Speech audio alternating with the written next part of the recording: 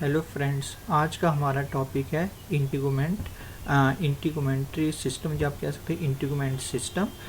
इंटीगोमेंट को हम कॉमनली किस नाम से जानते हैं? स्किन के नाम से, ठीक है। इसलिए हम कहते हैं जो इंटीगोमेंट सिस्टम है ये consist of the skin and it's accessory organs, ठीक है। एसेसरी आर्गन्स में जैसे नेल्स हो गए, हेयर हो गया, different types of skin glands हो गए, मेमोरी ग्लैंड्स हो गए, ये सारे इसमें इंक्लूड हो जाती हैं, ठीक है। तो जो स्किन है, जो इंटीगोमेंट है, इसको हम परहैप्स ये भी कह सकते हैं कि it is the biggest organ of the body, क्योंकि अगर हम बॉडी का वेट अगर देखें तो 50% जो स्किन है वो कंट्रीब्यूट करते हैं हमारी ह्यूमन बॉडी वेट को, ठीक है। अब जो स्किन का स्ट्रक्चर है ये किससे बना होता है? ये बना होता है, आप कह सकते हो, 3 लेयर्स ऑफ टिश्यू से। जो आउटर वाली लेयर होती है इसको हम कहते हैं एपिडर्मिस, और ये किससे बनी होती है? स्ट्रेटिफाइड स्क्वेमस एपिथेलियम से। देन उसके बाद आता है मिडल डर्मिस, ये बना होता है आपका फाइब्रस कनेक्टिव टिश्यू से। देन होता है इनर सबक्यूटेनियस लेयर, या जिसको हम हाइपोडर्मिस कहते हैं, ये बना होता है किससे? Adipose tissue and also loose connective tissue से, ठीक है। तो जो एक्सेसरी ऑर्गन्स है, जैसे मैंने पहले कहा, ये इसमें क्या आते हैं? जैसे हेयर हो गया, hair root, hair shaft, hair follicle, pili arrector muscles, सब sebaceous glands, sudoriferous gland, nails and mammary glands. जब ये सारे एक्सेसरी स्ट्रक्चर्स स्किन के साथ होते हैं तब भी हम उसको क्या कहते हैं? इंटीगोमेंट सिस्टम, ठीक है। देन आप इस डायग्राम पे रफली देख सकते हो कि जो हमने कहा कि स्किन कंप्राइज करती है 3 लेयर से। आप यहाँ देख सकते हो कि जो आउटर वाली लेयर है जिसको हम एपिडर्मिस कह रहे हैं, ये जितना भी आपको गोल्डन कलर का पार्ट नज़र आ रहा है ये सारा एपिडर्मिस का है, आउटर वाला पार्ट। देन मिडल वाला पार्ट है, इस पे आपको सारे डिफरेंट तरह के इसके स्ट्रक्चर्स नजर आएंगे जो हम आगे डिस्कस करेंगे। देन लास्ट वन जो हम कह रहे हैं हाइपोडर्मिस, जिसको हम कह रहे हैं कि सबक्यूटेनियस लेयर, ठीक है। देन अब हम थोड़ा डेप्थ पे स्टडी करते हैं कि एपिडर्मिस के स्ट्रक्चर में होता क्या क्या है, ठीक है। जैसे मैंने पहले कहा कि जो एपिडर्मिस का स्ट्रक्चर है ये बना होता है किसके साथ? स्ट्रेटिफाइड स्क्वेमस एपिथेलियम से। और एपिडर्मिस की जो लेयर होती है वहाँ पे किसी भी तरह की कोई ब्लड सप्लाई नहीं होती। वो इसलिए क्योंकि ये ब्लड सप्लाई जब ब्लड आर्टरी से काफ़ी बाहर की तरफ होता है, ठीक है। तो इनको न्यूट्रिएंट किस तरह से मिलता है कि जो डर्मिस वाली लेयर पे जो आर्ट्रियल होते हैं वहाँ से न्यूट्रिएंट्स वो डिफ्यूज़ होके जो एपिडर्मिस की लेयर पे क्या होते हैं? इंटर हो जाते हैं। तो जो एपिडर्मिस की सबसे लोअर वाली लेयर होती हैं वहीं तक उनको न्यूट्रिएंट्स प्रोवाइड होता है, और जैसे जैसे वो लेयर्स बाहर की तरफ या सरफेस की तरफ जाती हैं तो वहाँ पे उनको न्यूट्रिएंट्स नहीं मिलता है, इसलिए जो बाहर वाले सेल्स होते हैं वो डेड होना शुरू हो जाते हैं, ठीक है। यहाँ पे हमने बताया भी है कि जो न्यूट्रिएंट्स की सप्लाई होगी वो स्ट्रेटम बेसिली, जो इसकी सबसे डीपेस्ट लेयर होती है एपिडर्मिस की, वहाँ तक मिलेगा। या उससे आगे अगर हम चलेंगे तो जो स्पिनोसम लेयर है वहीं तक जो न्यूट्रिएंट्स की सप्लाई होगी, उससे ऑनवर्ड आगे न्यूट्रिएंट्स की सप्लाई नहीं होगी, ठीक है। अब जो cuboidal cells at the stratum basale क्या है? ये होती है सबसे डीपेस्ट लेयर, जब कहते हैं सबसे first layer from inner to outer side, जिसको हम कहते हैं स्ट्रेटम बेसिली या स्ट्रेटम जर्मिनेटम। ये लेयर जो रिसीव करती है क्या? नूरिशमेंट, ठीक है। क्योंकि हमने कहा कि ये बिल्कुल डर्मिस के पास होती है, और डर्मिस पे ही क्या होती है? आर्टरीज या आर्ट्रियोल की क्या होती है? सप्लाई होती है, ठीक है। These cells reproduce rapidly using mitosis, और इसी लेयर के अंदर जो इनके सेल्स स्पेशली कैरोटिनोसाइट सेल्स होते हैं वो माइटासिस के डिवीजन करते हैं। और माइटासिस से जो 2 सेल्स बनते हैं, एक होता है उसका डॉटर सेल जो उसका एक आगे की तरफ मूव करेगा, मतलब कि away from the basal layer, जो टूवर्ड्स द सरफेस की तरफ मूव करेगा। और एक सेल वो होगा जो उसी लेयर पे रह के दोबारा से क्या करेगा? उसको डिवाइड करेगा। इट मीन्स कि एक सेल उसका आगे चला जाएगा स्किन की लेयर बनाने के लिए, और एक सेल वहीं रह जाएगा, वो एक्ट करेगा एज ए स्टेम सेल, जो दोबारा से फिर क्या करेगा? डिवाइड करेगा, और एक और डॉटर सेल बनाएगा जो आगे स्किन की तरफ जाएगा, और एक वहीं पे रह के दोबारा से क्या करेगा? डिवाइड करेगा, ठीक है। और ये जो डिवीज़न वाला पार्ट है इसको हम कह सकते हैं कि हर 19 दिन के बाद जो होती है ये डिवीज़न वहाँ पे होना शुरू होती है, जिससे एक सेल स्टेम सेल की तरह एक्ट करेगा और एक सेल उसका डाटर सेल जो आगे की तरफ मूव करके स्किन के जो लेयर के सेल में वो ऐड होना शुरू हो जाए। क्योंकि आपको पता होना चाहिए कि जो हमारी स्किन सेल्स होते हैं वो कंटिन्यूसली वहाँ से आप कैसे डेड होते रहेंगे और वहाँ से रिप्लेस करते रहेंगे, और उन्हीं डेड सेल्स को रिप्लेस करने के लिए न्यू सेल्स की जो फॉर्मेशन है वो इसी लेयर पे होती है। ठीक है, then squamous cells moving upward in the epidermis receive less and less nutrients as diffusion distance increase। ठीक है, जैसे हमने पहले कहा कि डर्मिस तक ही आर्टरीज की सप्लाई होती है, अगर जितना सेल डर्मिस से दूर होना शुरू होगा उसको उतने ही कम न्यूट्रिएंट्स मिलेंगे, क्योंकि डिफ्यूजन काफ़ी दूर तक नहीं होगा। ठीक है, by the time they form stratum corneum, जो फर्स्ट लेयर मतलब जो बिल्कुल सरफेस वाली लेयर होगी एपिडर्मिस की, जिसको हम कह रहे हैं स्टेटम कॉर्नियम, वहाँ तक किसी भी तरह का न्यूट्रिएंट नहीं पहुँचेगा, जिससे सेल वहाँ पे डेड होना शुरू हो जाएंगे और कुछ टाइम के बाद वहाँ से शेड ऑफ हो जाएंगे स्किन से। ठीक है, then epidermal cells in stratum granulosum and stratum corneum undergo keratinization। ठीक है, अब जो आप कह सकते हैं जो हमने कहा कि डॉटर सेल बना, ठीक है, जो उसने डिवाइड किया माइटोसिस से, एक सेल एपिडर्मिस के हायर की तरफ मतलब कि अपवर्ड की तरफ मूव करना शुरू हुआ। अब जैसे जैसे सेल वो अपवर्ड की तरफ मूव करेगा उसमें काफ़ी सारी क्या आ जाएंगी, चेंजेस आ जाएंगी, और उस चेंजेस में एक स्टेप होगा कैरेटिनाइजेशन। वो ये होगा कि उनके अंदर प्रोटीन की फॉर्मेशन होना शुरू हो जाएगी, और वो कौन सी प्रोटीन होगी, कैरेटिन। इस कैरेटिन प्रोटीन का क्या फंक्शन होगा कि ये उन सेल्स को काफ़ी टफ बनाएगी और वाटरप्रूफ की प्रॉपर्टी प्रोवाइड कराएगी। ठीक है, these cells are now called keratinocytes. वही जो डॉटर सेल्स है वो क्या बन जाएगा, कैरेटिनोसाइट्स बन जाएगा। अब ये जो सेल्स होंगे ये दो सेल्स को एक दूसरे के साथ कंपैक्ट बाइंड करने के लिए वहाँ पे जो ब्रिज लाइक स्ट्रक्चर की फॉर्मेशन होगी वो कौन से होंगे, डेस्मोसोम्स। ठीक है, ये एक ऐसा कनेक्शन होगा जो दो सेल्स को आपस में क्या करके रखेगा, कनेक्ट करके रखेगा काफ़ी स्ट्रेंथ से, जिससे वो काफ़ी ज़्यादा स्ट्रॉन्गर फिजिकल बैरियर की वहाँ पे क्या कर सकें, फॉर्मेशन कर सकें। ठीक है, अब हम बात करते हैं 4 लेयर्स ऑफ द सेल। जो हमने कहा कि एपिडर्मिस की डिफरेंट लेयर्स या स्ट्रेटा होता है। अगर हम उसके आप कह सकते हो कि डीपर वाली साइड से अगर हम सरफेस वाली तरफ चलें तो फर्स्ट लेयर होती है स्टेटम बेसिली, जिसको हम जर्मिनेटम भी कहते हैं। देन उसके बाद आती है स्टेटम स्पिनोसम, फिर आती है स्टेटम ग्रैनुलोसम और एक आती है स्टेटम कार्नियम। ठीक है, स्टेटम ग्रैनुलोसम और स्टेटम कार्नियम के बीच में एक और लेयर होती है जिसको हम कहते हैं स्टेटम लूसिडियम, बट ये हर तरह के आप कह सकते हो स्किन में प्रेजेंट नहीं होती, कुछ स्पेसिफाइड पार्ट होते हैं वहीं पे ये एडिशनल स्टेटम लूसिडियम की लेयर प्रेजेंट होगी।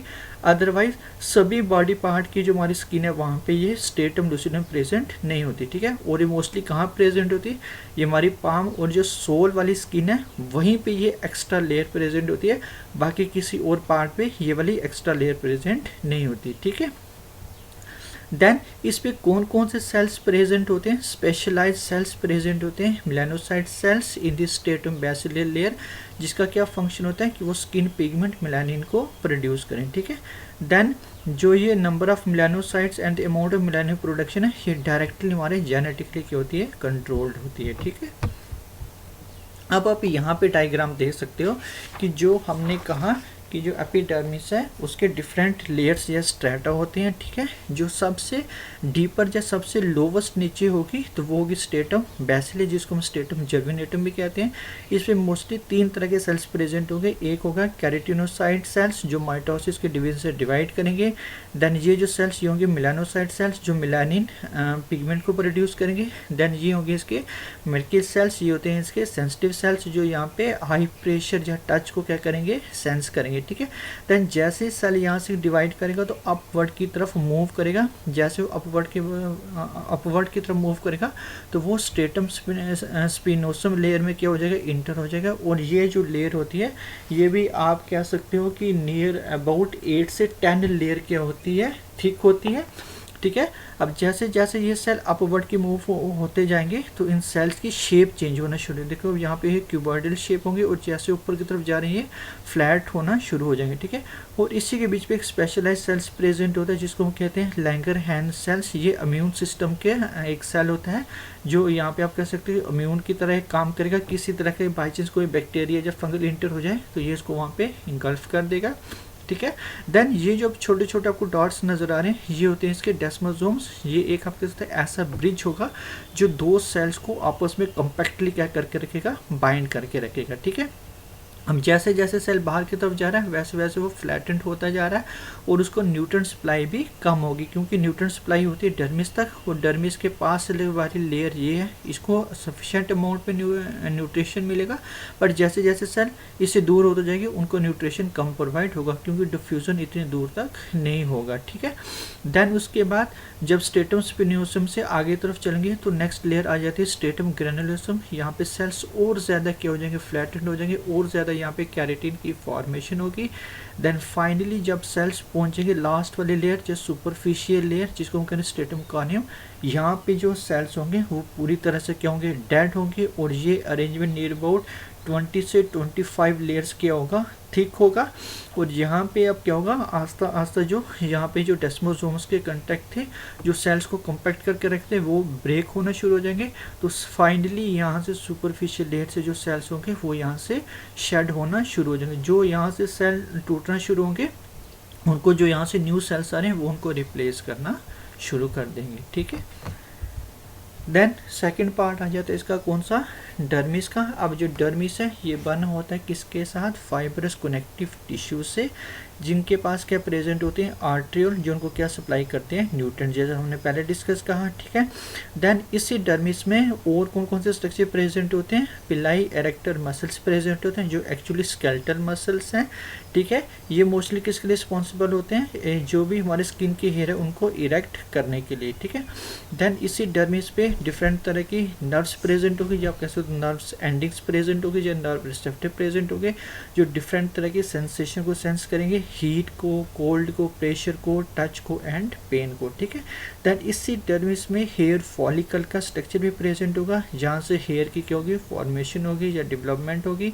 देन इसी डर्मिस में डिफरेंट तरह के ग्लैंड्स प्रेजेंट होंगे, सेबेशियस ग्लैंड जो सिक्रेट करेगा सीबम मतलब oil like secretion on the skin surface. Then sudoriferous gland जो क्या सिक्रेट करेगा स्वेट, ठीक है। ये आप यहाँ देख सकते हैं जो हमने कहा कि मिडल पार्ट डर्मिस है, यहाँ पे ये आ गया एरेक्टर पिराई मसल्स, ये वो मसल्स होते हैं जो उस हेयर को स्किन के ऊपर इरेक्ट करने में क्या करेंगे, हेल्प करेंगे। देन डिफरेंट तरह के फ्री नर्व एंडिंग प्रेजेंट होंगी, डिफरेंट तरह के रिसेप्टर सेंसरी नर्व फाइबर्स होंगे जो डिफरेंट तरह के सेंस को सेंस करेंगे, चाहे वो हीट हो, कोल्ड हो, टच हो, जो भी प्रेशर होगा वो सारा ये सेंस करेंगे। देन स्वेट ग्लैंड प्रेजेंट होगा और इसी तरह से सेबेशियस ग्लैंड भी क्या होगा, प्रेजेंट होगा, ठीक है। देन उसके बाद आ जाता है कौन सा, हाइपोडर्मिस। हाइपोडर्मिस बना होता है किसके साथ, एडिपोज टिश्यू से और लूज कनेक्टिव टिश्यू से, ठीक है।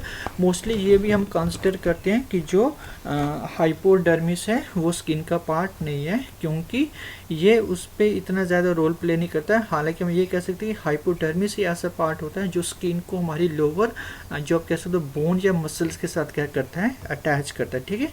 और इस पर क्या प्रेजेंट होते हैं, कोलेजन फाइबर्स या इलास्टिक फाइबर्स, ठीक है।